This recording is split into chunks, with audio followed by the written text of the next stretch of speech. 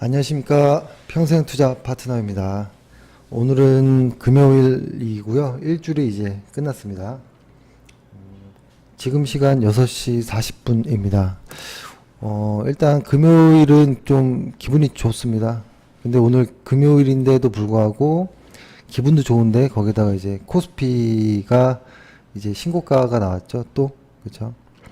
사실 너무 기분 좋은 날이고, 여기 지지 라인대에서 많은 이야기가 나온 게 조정이 한 번 올 거다, 이런 이야기들이 좀 많았거든요. 근데 기다리던 조정은 오지 않았고, 예를 들어서 이날 탁 뛰면서 그냥 쭉 가버렸습니다. 그래서 이제 상당한 상승이었구나. 수급 역시 좀 좋았고요. 외국인이 장 초반부터 쭉 그냥 들어갔습니다. 그래서 오늘 요거를 한번 1분 차트를 한번 보면 코스피 같은 경우에는 요렇게 나왔었어요. 처음에 잠깐 장 초반에 잠깐 눌렸다가 여기서부터 이 볼린저 밴드를 지지하면서 한번 지지를 받고 한번 급등하고 여기서 신고가가 나온 다음에 다시 빠지는데 여기 중간선을 넘지 않고 여길 계속 타고 갔었어요. 근데 그거의 원인은 외국인들의 순매수가 있었고, 이 외국인의 순매수가 있었기 때문에 가능했던 거다. 그래서 일단 제가 오늘 오전에 아침 장이 열리기 전에 코스피의 시각에 대해서 잠깐 글을 보내드렸잖아요. 근데 일반적으로 지금 사람들이 시장을 너무 고점이 아니냐 이렇게 이야기를 하는 분이 있는데요. 지금 하반기 남은 하반기는 상승이 계속 이제 이어질 거다. 이런 글을 아침에 보내드렸잖아요. 그죠? 그래서 다시 한번 생각해 보시고, 이렇게 지수가 계속 상단에서 놀고 있을 때는 수익이 잘 나는 이런 시기예요. 그래서 지금이라도 지수에 어느 정도 지금 시장의 주도주를 매매하신다면 지금도 수익이 아주 좋을 수 있다라는 거고, 코스닥이 좀 많이 달라졌죠. 그렇죠? 코스닥 같은 경우에는 여기를 기점으로 해서 쭉 올라갔죠. 근데 오늘 수급이 좋지 않았어요. 외국인 수급이 좋지 않았고, 하지만 지금 약간 미묘한 어떤 분위기가 감지되는 게,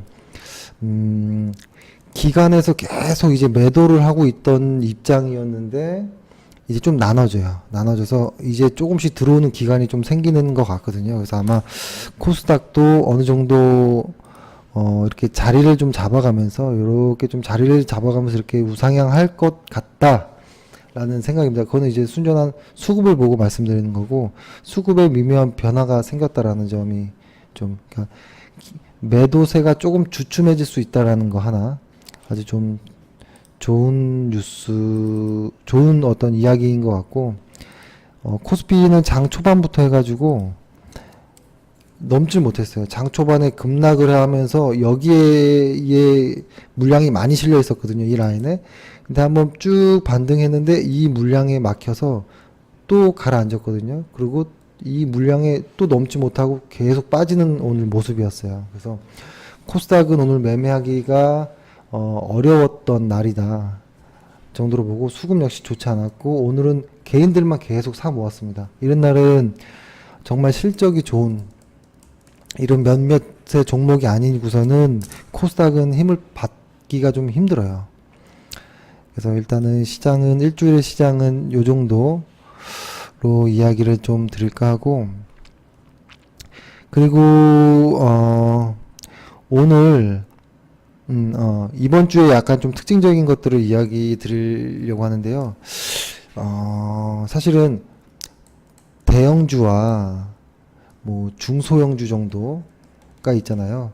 근데 정말 한동안은 1년 이상은 대형주들이 시장을 이끌었던 건 맞는데, 그렇다고 중소형주가 안 간 게 아니거든요. 중소형주 중에서는 실적이 아주 우수한 뭐 IT 쪽, 뭐 전기차 쪽은 계속 날아가고 있었거든요.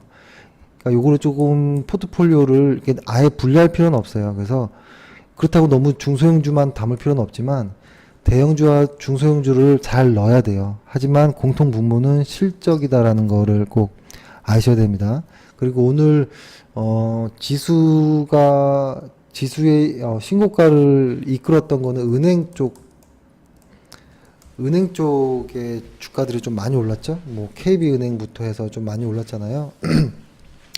시장에서는 은행주 하면 지금 뭐 우리은행이나 KB나 뭐 이런 종목들을 이야기합니다. 근데 이게 지금 2017년도에 PBR로 제가 한번 보면 지금 PBR이 가장 낮은 단계가 어느 단계냐, 어느 은행이냐면 지금 우리은행이 가장 낮아요.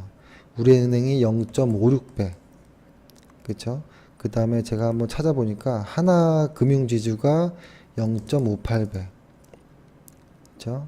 그리고, KB 0.67배. 이건 2017년 전망치인 거예요. PBR 전망치. 그리고 마지막, 신한 0.7배. 요 정도가 되는데요. 앞으로 더 올라갈 거라고 보여지는지 빠질 거라고 보여지는지를 보면 아직도 0.5배밖에 안 되는 거예요. 0.5배. 이게 작년 2016년도부터 해가지고 우리은행이 PBR이 제가 기억하는 게 0.38배 정도였어요. 0.38배. 근데 지금 1년 반 정도를 쭉 올라왔는데도 0.56배거든요. 저는 이게 이번 연도 이제 하반기까지도 은행주 관련한 것들은 하반기에도 간다. 증권 관련된 종목도 하반기 간다. 그리고 IT 쪽 간다. 사실 너무 간단해졌어요. 시장 보는 것들은. 그쵸? 참고로 은행주들의 평균 PER은 0.61배 정도 됩니다.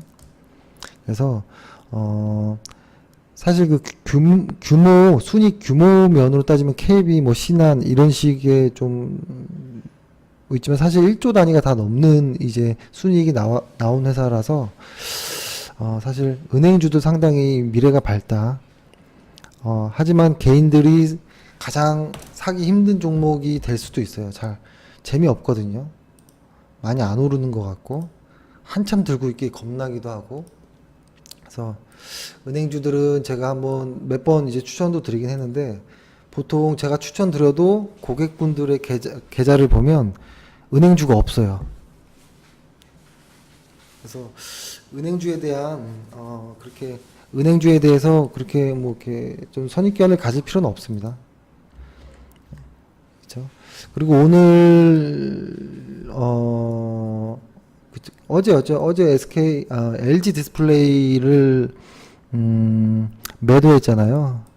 근데 결론은 LCD 관련된 쪽의 패널 가격의 하락이 이제 이유다라는 어떤 정설이 있는 것 같아요. 근데 보면 여기 정도 라인 혹은 뭐 요 정도 라인까지는 깨지 않을 거라는 생각이 들긴 했었는데도 불구하고 일단은 매도는 하긴 했는데 사실은 이 구간 정도를 잘 버텨준다면 아마 다시 한번 이렇게 반등을 시도할 수도 있습니다. 이렇게 할 수도 있는데 반등한다면 매수하면 돼요. 근데 반등 안 하고 빠질 수도 있는 거기 때문에 일단은 뭐가 뭔지 몰라서 매도를 한 건데요. 어제 이 급락은 정말 최근 들어 그 기사 보니까 6년 들어 가장 큰 급락이라고 하더라고요. 근데 일단 LG 디스플레이에 제가 맨 처음에 포커스를 맞췄던 거는 OLED에 이제 어떤 U가 생긴 거였잖아요. 그죠? 저는 요거를 본 거였던 건데 어제 하락분은 요거라는 거예요. LCD 쪽. 아직은 OLED라는 게 있기 때문에 그렇게 급락할까라는 생각이 듭니다. 그래서 앞으로 만약에 급락이 멈추고 자리를 잡으면 아주 좋은 회사이기 때문에 실적 또한 좋고 트렌드도 맞기 때문에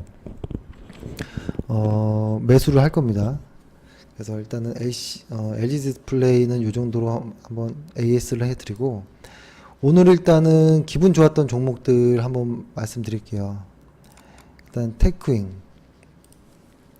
테크윙은 신규 매수로 들어갔던 종목이죠. 요날, 그죠? 이날이 13일 날 들어왔잖아요, 그죠? 그러니까 이날 만약에, 그러니까 테크윙 같은 경우에는 요때 한번 매수하고 사실 매수 구간이 없었어요. 매수를 할 수 있을 만한 어떤 타이밍이 나오지 않아서 아마 물량을 아마 한 25%, 25% 정도밖에 못 실었을 거라고 생각되는데, 제가 분명히 물량은 뭐 한 20%, 30% 정도 안에서만 하자, 한번 매매할 때라고 말씀드려도 그렇게 다 안 지키시긴 하거든요. 근데 그거는 운이 좋으면 수익이 나지만 위험한 방식입니다. 그래서 일단 테이크윙 같은 경우에는 일단은 아주 좀 오늘 시원하게 6% 이상 올라갔다 좀 있었고, 오늘 전기차 관련한 쪽들이 또 다 올랐어요. LNF도 6% 정도가 올랐고, 사막 콘덴서 4%, 그쵸? 에코프로도 좀 세게 올랐죠. 에코프로는 제가 그때 말씀드린 것처럼 이 구간을 해치면 안 됩니다. 그래서 저 구간을 이제 라인으로 잡고 손절가로 잡고 좀 따라가고요. 그 다음에 포스코캠텍도 잘 올라갔죠. 그죠? 여기까지 보면 이런 생각이 드는 거예요. 일단은 전기차 관련해서 이게 조정 주고 다시 갈지, 그죠? 조정으로 시작돼서 하락으로 갈지는 아무도 알 수 없는 거거든요. 근데 여기서 물량을 축소해 나가는 거는 뭐냐면 지키자라는 거예요. 지키자. 수익분에 대해서 항상 보존을 잘 해야 됩니다. 그죠? 욕심내지 마시고 수익은 잘 보존하면서 따라가면 되는 거예요. 그래서 물량을 전체 다 비우진 않았기 때문에 이 나머지 물량은 보통 지금 제가 전기차 같은 경우에 물량을 한 50%, 많게는 한 75% 정도 물량을 줄여 나갔잖아요, 최근에. 그러니까 나머지 한 20%, 한 50% 정도 물량은 좀 장기로 끌고 갈 생각이에요. 끝까지 한번 추세를 따라갈 생각이고 수익을 극대화할 겁니다. 일단 오늘 좀 요 종목도 좀 특이하죠. 이 종목 같은 경우도 지금 벌써 수익이 꽤 많이 나왔어요. 수익이 지금 50% 이상 수익이 났거든요. 한 번, 두 번, 세 번, 네 번 정도의 물량 요때 한번 50% 이익 실현했던 거. 그리고 또 계속 가요. 근데 이거의 주 메인은 외인들이 사실은 이 추세를 만들었는데 최근에 또 기관도 들어와요. 그래서 상승이 어디까지 갈지는 모르는데, 제가 한번 그때 말씀드린 게 있잖아요. 상승이 어디까지 갈지는 모르겠다. 월봉상에서 어떠한 스파이크가 좀 나오긴 했지만 일단 물량을 줄이자. 하지만 어디까지 갈지 모르겠다. 일단 수익을 극대화하자라고 이야기를 말씀드렸고, 이렇게 종목마다 약간의 특징이 있을 수 있어요. 이 종목은 이 10주 이평선을 계속 깨지 않고 가거든요. 이런 종목은 10주 이평선을 데드라인으로 잡는 거예요.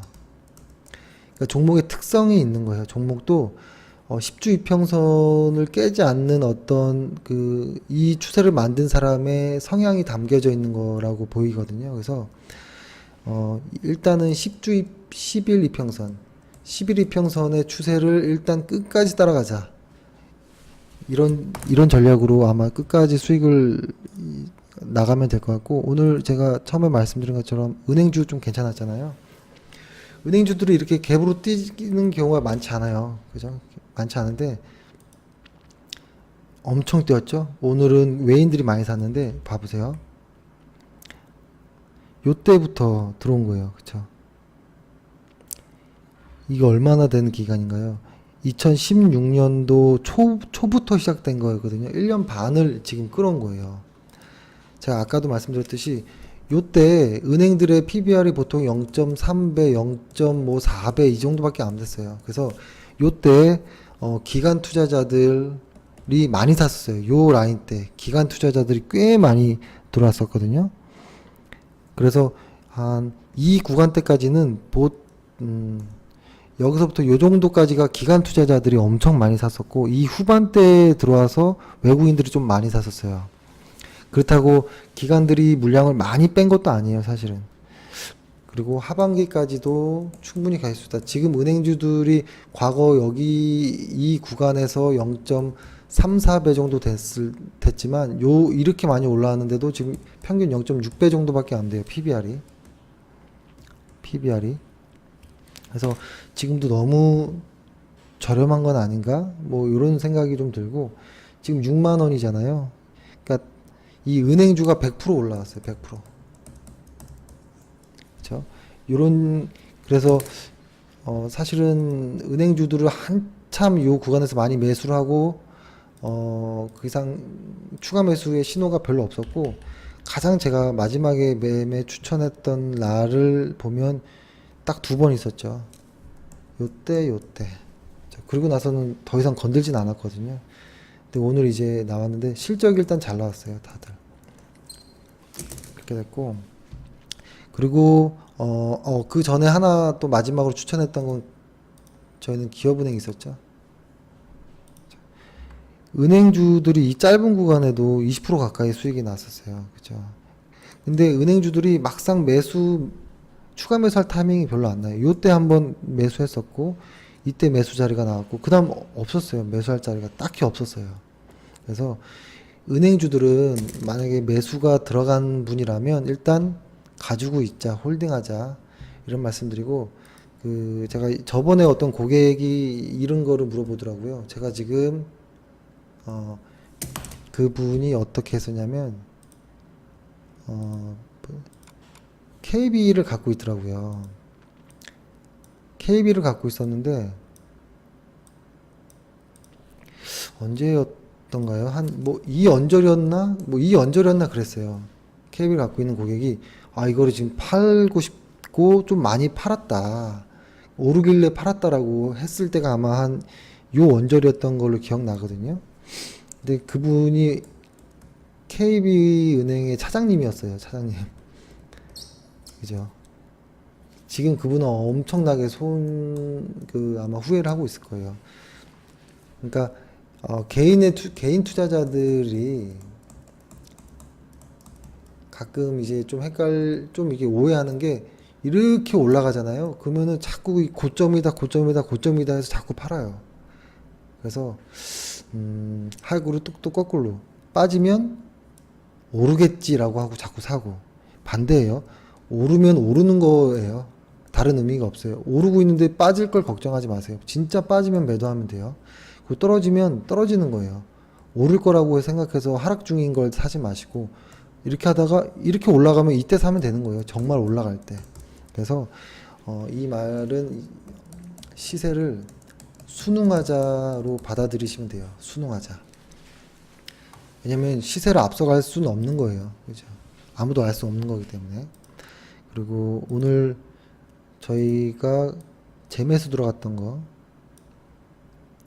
그러니까 요 구간에서 한 번에 매수가 완료되고 다시 요 구간에서 다시 신규 들어가는 거, 이 종목은 좀 많은 분들이 좀 가지고 있더라고요. 나이스는 10,000원이 안 돼서 그런 건지 이런 종목은 좀 많이 사시더라고요. 여기서 지금 한 번, 두 번, 세 번 추가 매수를 하고 이제 매수는 하지 않았는데요. 지금 나이스 평가 정보가 잘 올라가고 있거든요. 근데 보통 이렇게 또 잘 올라가잖아요. 양봉 큰 거 맞으면 월요일날 음봉 나올 거야 라고 하고 오늘 이익 실현하는 사람들이 꽤 있을 수도 있어요. 그럴 필요 없습니다. 일단 상승하는 건 끝까지 물량을 들고 나가는 거예요. 이 나이스 평가 정보의 주체는 외국인입니다. 외국인이 거의 단 하루도 빠지지 않고 몇 달째 사고 있는 종목이에요. 이 조정 구간에서도 계속 샀던 종목이에요. 그래서 좀 길게 가보자. 그러니까 이게 물려서 오래 묵혀두는 종목이 아니라 수익을 보면서 수익을 끝까지 참아서 깔고 가자라는 종목이에요. 그래서 지금 요렇게 큰 모양이 나왔잖아요. 이제 시작이에요. 이제. 그죠? 여기서 산 거예요. 이제 두 번째는. 첫 번째 짧게 수익을 냈죠. 두 번째는 더 커질 거예요. 수익이. 이제 시작이니까 끝까지 들고 가고 추가 매수할 기회는 나온다. 그러니까 추가 매수할 기회가 나오니까 물량 비중에 맞춰서 조금씩 계속 모아 나가자라는 거예요. 그러니까 예를 들어서 이런 추세였으면 한 방에 사자라는 게 아니에요. 여기서 하고 여기서 하고 여기서 하고 여기서 하고 여기서 하고 계속 따라 나가는 거예요. 그래서 꺾일 때 여기서 팔면 돼요. 그러니까 여기서부터 매도하면서 이렇게 팔고 나가면 돼요. 그래서 다시 한번 정리해 드리면 추세가 보통 이렇게 갈 수 있잖아요. 그죠? 근데 매수는 여기서부터 이렇게 사가지고 나가잖아요. 그죠? 그리고 쭉 올라갈 때 매도를 여기서부터 하고요. 여기서 반하고 또 요 원줄에서 또 반을 해요. 왜 그러냐면 이 추세가 여기서 전부 매도해버리면 얘가 이렇게 가는 경우에 다 놓치는 거거든요. 그래서 여기서 반을 하고 여기서 반을 합니다. 만약에 추세가 빠져버리면 여기서 반했던 게 좋은 거였거든요. 그래서 그래봤자 평균 단가는 같은 가격대예요. 그래서 매수 매도는 여기서 반반씩 하는 거, 그리고 매도는 여기서 이렇게 하는 거, 매수 역시는 여기서 이렇게 하는 거. 평균 단가를 맞추면 돼요. 요거에 대한 건 다음에 한번 자세히 말씀드릴게요. 일단 오늘의 시장에서 기분 좋게 좀 올랐던 종목을 좀 말씀드렸고, 오늘 신규 매수했던 종목들을 좀 보여드릴게요. FNF. 그렇죠? 일단은 요거를 잠시만요.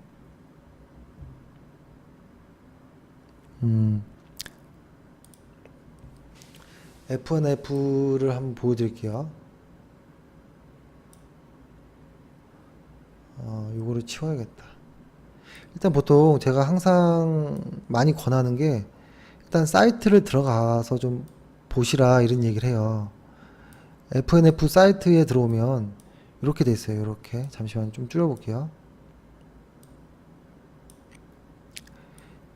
그러니까 이 회사가 뭐 하는 회사인지는 알고 사야 되잖아요. 최소한. 사업보고서라든지 리포트를 읽지 못한다면 이 FNF는 흔히 많이 봤던 이런 종목이에요. 다 아는 종목이죠. 브랜드를 보면 이런 모자, 그렇죠?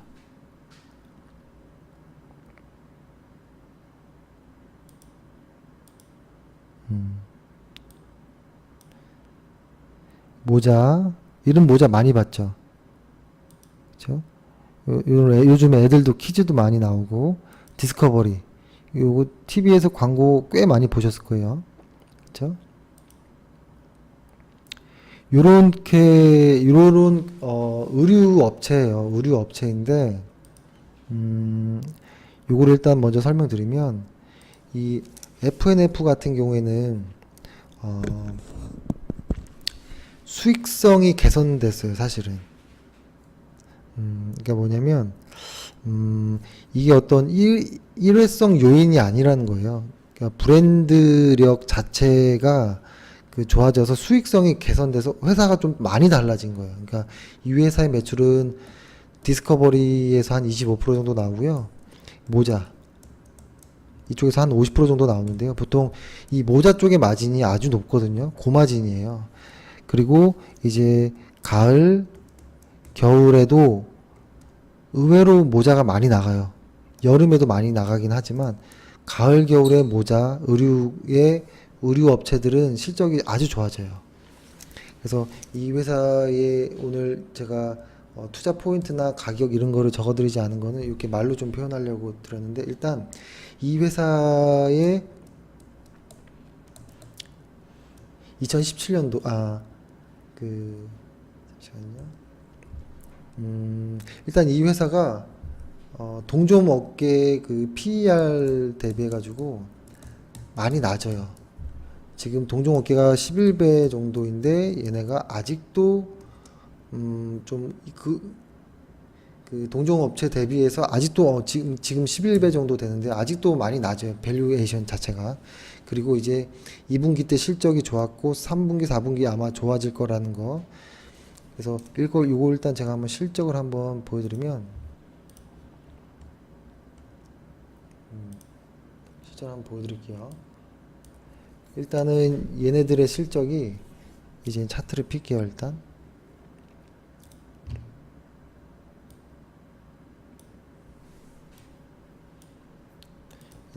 얘네 실적을 한번 보여드리면 2015년도에 124억, 2016년도에 302억 순이익이에요. 2017년도에 530억을 찍습니다. 근데 2018년도 예상치는 600억이에요. 순이익 증감이 많이 좀 느려졌죠. 한 180억 정도 증가했고, 여기서 넘어올 때는 한 200억, 230억 정도가 증가했는데, 여기서는 한 70억밖에 증가가 안 하잖아요. 이 2017년도, 올해 2017년도가 아마 마무리 마지막 파동일 거라고 보여지고, 상승에는. 왜냐면 2018년도에는 실적이 둔화되니까요. 그리고 ROE로 봤을 때도 역시 2016년도, 2015년도에 ROE는 6배였었어요. 이때가 6배. 6%라고 해야죠. 그리고 2016년도에 ROE가 14%. 근데 2017년도에 ROE가 21%가 나오거든요. 근데 2018년도에 ROE는 20% 정도로 줄어요. 그러니까 ROE가 줄면 이 회사는 급감할 확률이 있어요. 그래서 이 회사는 아마 차트를 보고 이 회사 실적을 보고 이 회사의 차트를 한번 그려보면, 지금 얘네가 이렇게 왔잖아요. 그죠? 여기서 이렇게 해서 이게 마지막 파동이 나올 가능성이 커요. 이거를 한번 보여드리면 아마 이제 마지막 상승일 것 같아요. 그래서 여기서 오늘 처음으로 이제 들어간 거잖아요. 그죠? 오늘 여기서 처음으로 들어간 거, 신규 매수한 거. 신규 매수. 재매수죠. 그죠? 재매수. 신규 매수한 재매수.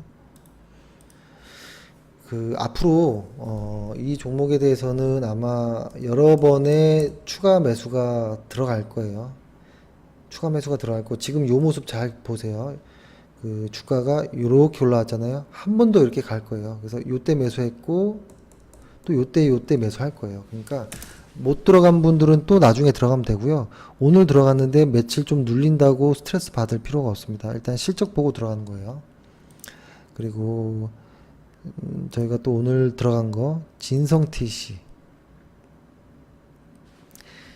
TC도 오늘 들어갔죠.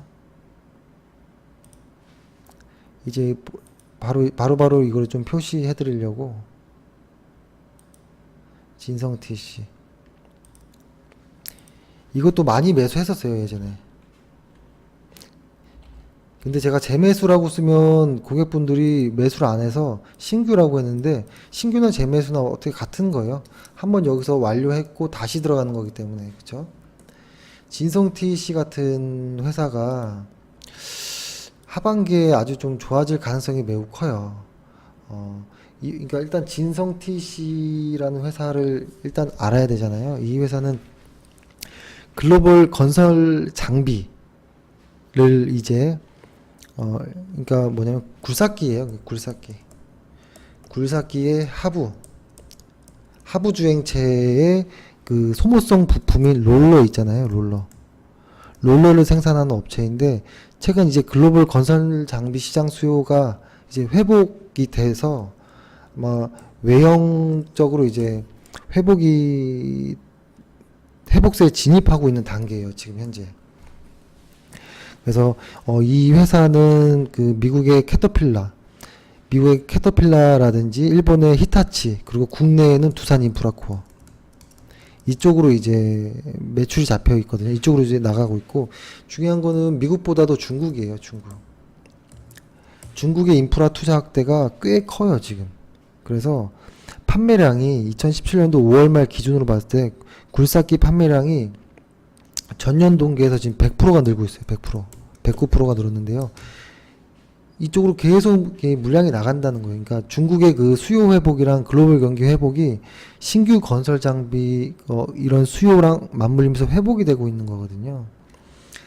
그래서 아마 이게 마지막 하반기에는 이런 진성 TC, 두산 인프라코어가 아마 좀 좋아질 거다라는 거고, 실적 자체도 보면은 2016년도에 99억 순이익이 나왔던 회사가 142억으로 순이익이 늘어요. 2017년도에. 꽤 많이 증가하는 거거든요. 그리고 이 수치 142억이라는 게 이 진성 TC가 만들어지고 가장 최고의 실적이에요. 실적 신고가를 찍은 거예요. 거기에다 대고 외국인과 기관이 꾸준히 매입을 하고 있어요. 그리고 이 회사가 가장 큰 비중을 차지하고 있는 미국의 캐터필라의 주가를 한번 보면 계속 꾸준히 신고가를 내고 있어요. 근데 한번 이게 이제 여기서는 꽤 많이 이제 조정을 받으면서 가고 있거든요. 그래서 이런 종목은 매수하기가 어려워요. 매수해도 눌림이 많아서 잘 참고 중장기적으로 가야 되는 종목이에요. 그쵸? 그래서 이 회사를 오늘 재매수 신규 매수를 했고, 이 회사를 한번 보여드릴게요. 이 회사 자체도 보여드릴게요. 이것도 이 진성 TC 회사인데요. 사업분야 롤러 부분 이쪽을 보면 돼요. 이쪽 부분 보면 잠시만요.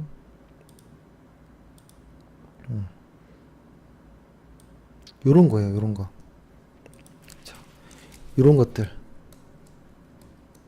이 하부에서 이 소모품 부품들을 만드는 회사인데, 이게 좋은 게 지금 미국에 원래 캐터필러가 자체 부품 생산을 했었는데 이걸 축소하고 아웃소싱을 확대하고 있거든요. 그래서 이거의 대부분은 진성 TC가 다 하고 있어요. 그래서 이 아주 좋은 하반기가 될 거라고 이제 보여집니다. 이렇게 딱 보면 이제 어떤 회사인지는 잘 아시겠죠. 그렇죠? 실적도 좋고 트렌드에도 맞는, 하지만 주가 변동이 꽤 큰 종목이기 때문에, 하지만 시간이 지나면 꽤 높은 수익률이 나 있어요. 사실은 여기서 여기 왔는데 벌써 수익이 2배 정도 나왔거든요. 이게 한 반기 정도 만에 100% 수익이면 버틸만 한 거예요. 이 정도 못 버티면 주식하기 힘들죠, 사실. 그죠?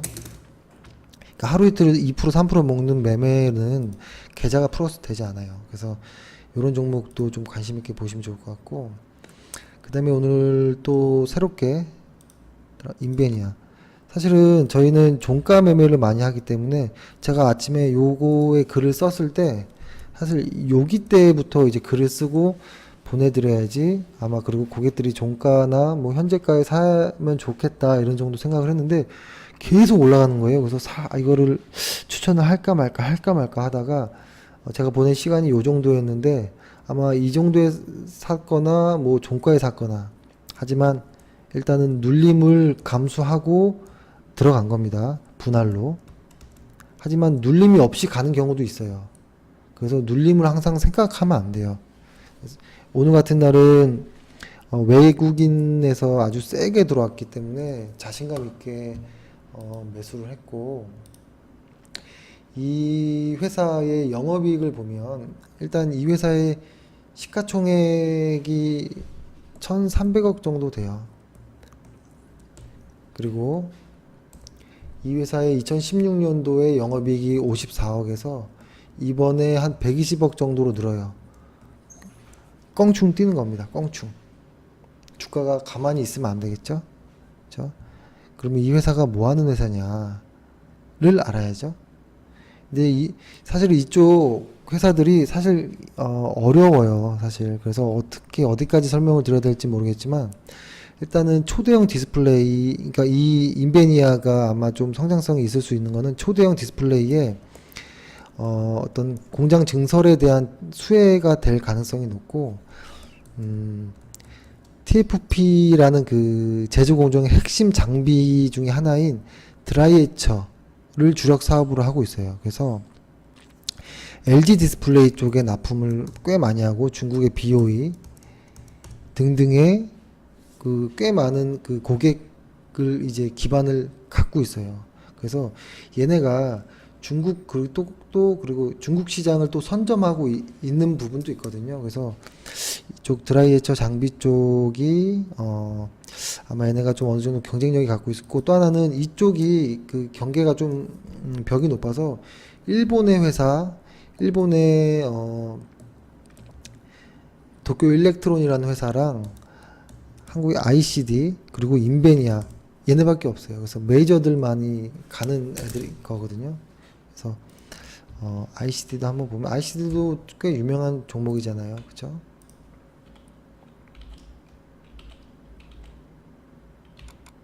ICD도 비슷한 형태로 나왔는데요. 일단 인베니아 역시도 좀 강한 종목이 될 가능성이 높다. 하반기부터 실적이 확 달라지는 회사입니다. 사실 요거는 좀 추천할까 말까 좀 고민했었는데요. 네오팜, 이거 누구나 다 아는 회사잖아요. 그죠? 네오팜 같은 경우는 아토팜으로 좀 유명한 회사죠. 그죠? 일단 여기서 한번 하고 다시 들어가는 겁니다.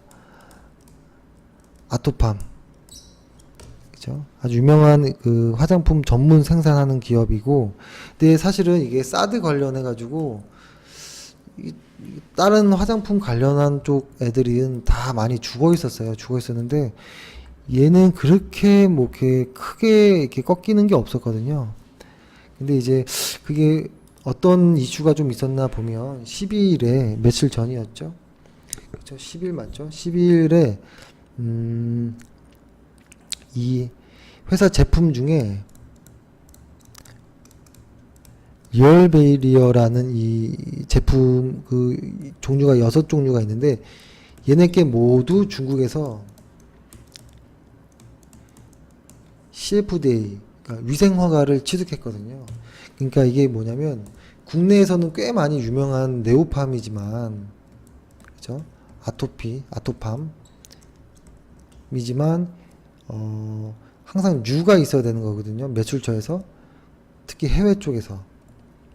그러니까 해외 중국 쪽에서의 매출이 생겼다, 뉴가 생겼다라는 건 한번 회사가 한번 발판을, 매출이 달라지면 영업이익이 달라질 수 있는 거거든요. 그래서 거기에다가 또 하나 사드 지금 같은 상황에서도 그 위생 허가를 받았다라는 거는 좀 의미가 좀 큰 거거든요. 그래서 요것이도 제가 좋아하는 요 한 번 매수, 이 구간을 지나서 한 번, 두 번 이런 구간에 초입 단계다라는 거고, 일단 매수를 이렇게 들어갔고, 이것도 한번 제가 표시를 또 해드릴게요.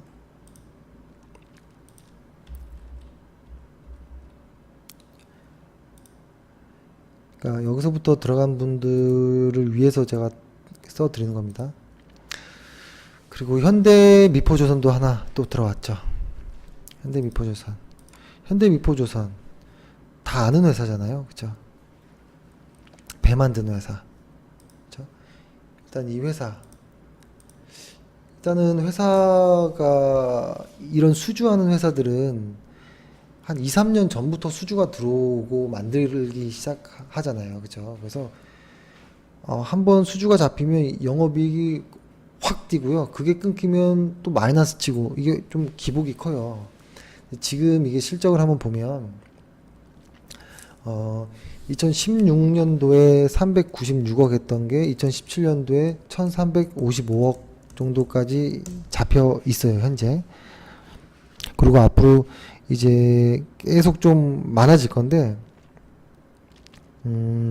얘네가 특히 이제 좀 관심 있는 것 중에 하나는, 얘네가 여러 가지 배를 만들게 하는데 그 중에서도 이제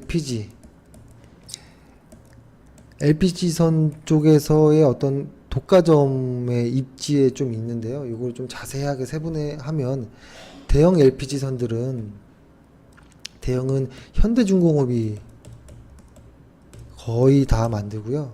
중형 현대미포조선, 소형 STX, 조선해양, 이렇게 좀 양분돼 있어요. 그래서 요쪽이 지금 상당히 좋다. 그리고 이걸 조금 2019년도까지 인도해야 되는 어떤 발주량이 뭐 큰 거 작은 거 합쳐서 한 70척 정도 되거든요. 그래서 지금 수준은 많이 들어왔고 했기 때문에 실적은 계속 좋아진다. 이렇게 좀 보시면 될 것 같고, 한번 이것도 짧게 한번 볼게요. 꽤 많이 올라왔죠. 그죠? 꽤 많이 올라왔어요. 꽤 많이 올라왔지만 더 갑니다. 그죠? 하지만 이런 것도 사실 어려운 종목이에요. 여기서 잘 버티고 여기까지 올 수 있을 것 같잖아요. 근데 그렇지 않아요. 상승 종목을 올라타서 기다리는 게 가장 어렵거든요. 그래서 이 종목 역시도 오르락 내리락 하면서 좀 갈 가능성이 있기 때문에 조금 끝까지 수익을 극대화 하자라는 거고, 이 종목 역시도 사실은 여기 구간에서 말씀드렸는데 끝까지 가니까 너무 많이 오르더라고요. 8%까지 오늘 급등을 했는데, 아마 제가 보내드렸을 때 만약에 사셨으면 한 4, 5% 수익이 나셨을 거고, 그쵸? 마지막 종가에 사도 괜찮아요. 하루 이틀 눌리는 거 겁내지 마세요. 눌리고 갈 겁니다. 이 회사의 실적을 보면 2015년도, 16년도, 17년도, 15년도에 순이익이 45억이었어요. 88억으로 16년도에 늘고 이번 연도에 212억으로 늘거든요. 주가가 많이 뛰어야겠죠. 너무 많이 뛰어도 괜찮아요. 그죠? 그리고 ROE로 보면 특히 여기서 많이 레벨업이 돼요. 제가 좋아하는 ROE가 6에서 14%. 그러니까 ROE가 한 자리에서 두 자리로 가는 이때는 따라 들어가야 되고요. 이게 조금 시가총액이 한 3,600억 정도 되는 회사인데, 이 종목이 개인들이 좀 물량이 좀 많은 건 맞아요. 그래서 그게 하나가 가장 좀 불만이고, 오늘로써 개인들이 꽤 많이 이제 추세가 많이 달라졌거든요. 오늘 같이 양봉 하나 뽑았을 때 이 양봉에 개인들은 매도를 했고 기관과 외인들은 이걸 다 사버렸어요. 사서 올렸거든요. 아마 앞으로 이런 추세가 이어질 거예요. 그래서 개인들은 아마 이 ISC를 계속 매도할 거고 기관과 외인들은 계속 사 나갈 거라고 보여지고, 일단 이 회사는 반도체 그 테스트 소켓이에요. 소켓. 그래서 그러니까 이쪽 지금은 이제 반도체 쪽이, 반도체라는 이름만 달면 막 쓱 가요. 근데 실적이 기반된 반도체 관련된 특히 테스트 쪽 소켓인데, 이쪽에는 몇 개가 없어요, 종목이. 근데 그 중에서 얘네가 좀 대표적일 수 있는데, 얘네 매출은 삼성의 11% 정도, SK 하이닉스의 한 12%, 그리고 이제 해외 반도체 관련된 데 다 들어가요. 70% 정도. 이렇게 매출이 잡혀 있고, 얘네의 아직은 이쪽에서 매출이 크진 않지만 자율주행 이쪽이 좀 관심을 받고 있어요, 지금. 자율주행차 솔루션. 이쪽에 대한 관심이 좀 많은데, 뭐냐면 자동차용 카메라가 있잖아요. 그죠? 그 비전 검사 장비 개발하는 업체인데 그쪽에 그 대표적인 회사들이 있잖아요. 모빌아이라든지 뭐 이런 쪽, 엔비디아 이런 쪽에 관련해서 진출을 할 거예요, 아마. 그래서 그쪽을 지금 준비하고 있는데, 그게 뭐냐면 자동차용 카메라를 위한 검사 장비를 준비하고 있어요. 그러니까 자율주행에서 중요한 거는 카메라가 엄청 중요하겠죠. 라이트를 비추고 이제 차가 이렇게 가는데, 여기 카메라에서 이제 앞에 차가 어디 있는지에 대한 것들이잖아요. 그래서 아주 중요한 역할을 하는 자동차용 자율주행차 자동차의 그 카메라를 검사하는 그 기계를 준비 중에 있어서, 그쪽에 대한 어떤 유가 새롭게 보여지는 회사. 근데 지금이 있는 그 테스트 소켓 반도체 테스트 장비도 사실은 아주 좋지만 앞으로 이쪽까지도 있는 회사. 그리고 거기다가 실적까지 좋다. 그리고 패턴 자체가 지금 요런 패턴, 이런 패턴이잖아요. 그죠? 지금 좋은 자리다. 하지만 이렇게 눌리고 갈 수도 있어요. 이런 모습들이 다 있는 거예요. 이런 걸 참아야지 수익이 나온다. 일단 이렇게 말씀드립니다. 그리고 이 정도 하면은 오늘 신규 매수했던 종목, 그리고 오늘 그거를 좀 궁금하실 수 있는데요. 신규 종목을 매수할 때 흔히 이런 걸 하거든요. 보통 신규를 이제 종목을 매수하면 10,000원에 샀다 라고 하면 목표가는 얼마예요? 물어봐요. 그리고 손절가는 얼마예요? 라고 물어보는 경우가 많은데요. 사실 이거를 알 수 있는 사람이 어디 있겠습니까? 그죠? 그리고 어떤 분들은 보면 몇 달 정도 후면 이 목표가에 가요? 이렇게 물어봐요. 그건 말이 안 돼요. 그거 알 수 있는 사람은 아무도 없어요. 그러니까 이거는 그냥 목표만 잡는 거예요. 우리가 현재 10,000원에 들어갔을 때 한 20% 정도 수익이 나면 이익을 보존하자라는 어떤 목표를 잡는 거고, 그 안에라도 추세가 꺾이면 나오는 거고요. 손절이란 것도 어떤 그때 상황을 보고 매도의 의견을 하지만 보통 한 마이너스 7에서 한 마이너스 8 정도면 실패를 인정하고 손절하자라고 이야기를 하거든요. 근데 이 수치가 어디서 나오냐면 통계적으로 미국의 시장을 분석했을 때 나왔던 통계이고 가장 안전한 수치여서 말씀드리는 거고, 이거에 대한 세부적인 건 다음에 한번 말씀드릴게요. 그래서 일단 어떤 종목을 매수하게 되면 자동적으로 20% 마이너스 7%에서 위아래로 자동 매매를 걸어 두는 거예요. 그리고 가장 좀 의문인 것이, 그거는 정말 좀 피해야 되는 게, 이 종목 얼마까지 갈까요? 언제까지 들고 있어야 돼요? 이거는 아무도 알 수 없는 거예요. 그건 의미 없는 서로 주고받는 대답입니다. 그런 것들은 이제 할 필요가 없다라는 겁니다. 그죠? 그거 아는 사람은 전 세계 아무도 없어요. 그죠? 그리고 오늘 추가 매수했던 거, 이 추가 매수는 좀 간략하게 말씀드릴게요. LG노텍이 오늘 보면 LG노텍, 삼성전기 이렇게 매수를 추가 매수를 했잖아요. 그러니까 얘네들이 한번 꺾였었어요. 요렇게. 그쵸? 요렇게 눌렸었잖아요. 꽤 한 2주 이상을. 그쵸? 삼성전기도 좀 덜 완만하게 꺾였고. 근데 이게 다시 꼬리를 드는 게 보면, 진짜 IT 시장은 확실히 IT 쪽이 강하다. 이걸 느낍니다. 그리고 오늘 삼성전자 역시도 1% 이상 빠졌다가 거의 다 회복했어요. 지금 그래서 진짜 IT 쪽은 강하다라는 걸 오늘 한번 다시 느꼈고, 그리고 워닝 머티리얼즈 또 오늘 추가 매수를 했던 자리, 한섬도 오늘이 거의 마지막이라고 보여져요. 거의 마지막이 아닌가. 지금 최근에만 3번, 1번, 4번 정도 추가 매수했잖아요. 그죠? 오늘까지. 오늘 역시도 기관들이 또 대량으로 좀 샀는데요.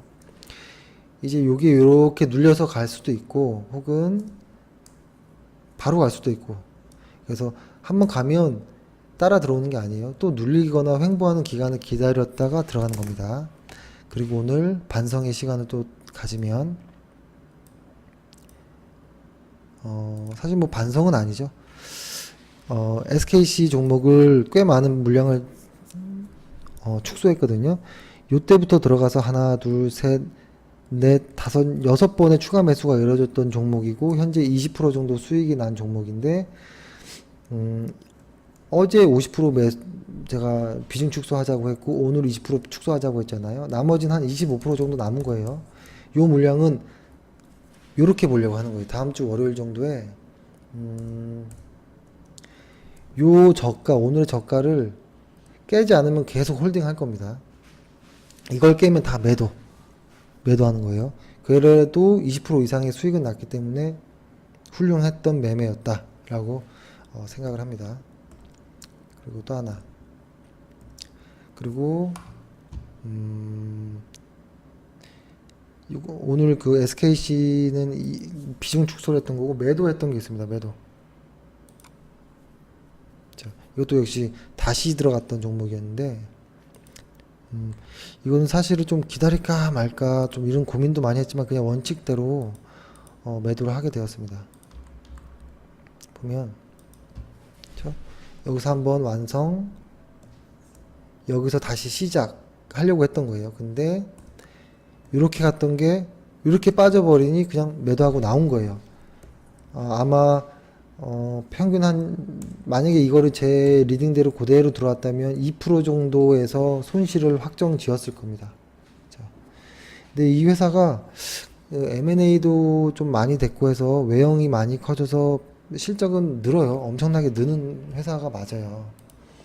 예를 들어서 2016년도에 682억의 순이익이 나왔던 회사가 2017년도에 1000억 이상의 순이익이 나올 거거든요.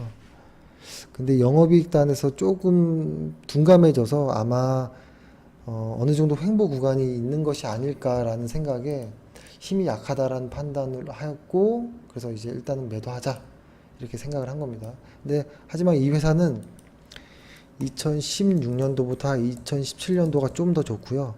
2018년도가 좀 더 좋아요. 그러니까 이렇게 횡보는 하지만 꾸준히 우상향하는 주식이다라고 보여지는 겁니다. 이제 여기서부터 시작하는 거거든요. 여기서부터 이렇게 해서 올라가는 거예요.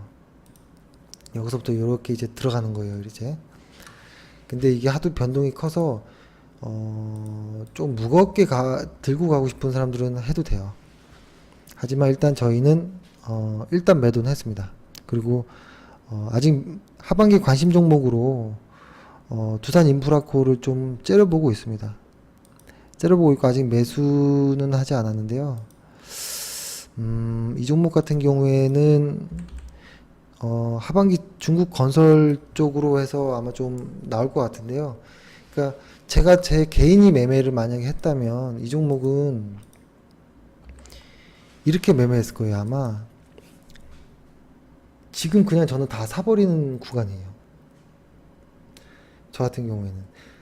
근데 이제 고객 같은 경우에는 고객들한테 매매를 하자라고 이야기하는 종목은 그렇게 하기가 어려워요. 왜냐면 개인들이 못 참을 가능성이 크거든요. 그래서 일단은 이 종목은 어느 정도로 됐을 때 매수하냐면 적어도 200일 이평선 있죠. 이거를 안전하게 회복하고 지지를 받고 튀어 올라갈 때, 확실히 200일 이평선을 회복할 때, 200일 이평선이 요 선이거든요. 이렇게 이거를 회복하면 따라 들어가자 무조건 생각합니다. 그래서 이거를 꼭 관심 있게 보고 계세요. 200일 이평선이 이렇게 간다면 만약에 그 밑에 빨간색 50일 이평선은 이렇게 될 거예요. 이렇게 지금 오잖아요. 이렇게 갈 가능성이 있거든요. 그래서 이럴 때 따라 들어가도 늦지 않다. 사실 이 바닥권도 가장 훌륭한 매매일 수도 있지만 일단은 더 확인하고 들어가자 이렇게 생각을 합니다. 그리고 지금 최근에 여기 물량 버티는 물량이 뭐냐면 개인들의 물량이에요.